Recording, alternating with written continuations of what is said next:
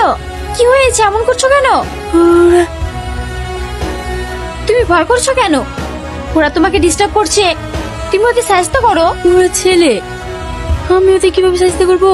দেখো, এই যুগে তুমি যদি কখনো বিপদে পড়ো তাহলে সবাই দাঁড়িয়ে তামাশা দেখবে, কেউ সাহায্য করবে না। যদিও বা কেউ আসে তাহলে সে তো আর প্রতিদিন আসবে না, তাই নিজের লড়াই নিজেকেই করতে হবে।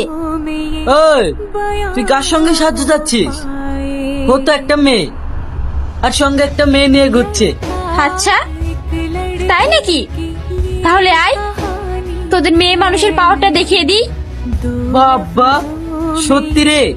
মেয়ে বললে হবে না, দম আছে মায়েরি। হাই, এই, দেখছিস কি? ওকে মেরে আর বডিটা ওর বড় হাতে ধরিয়ে দে।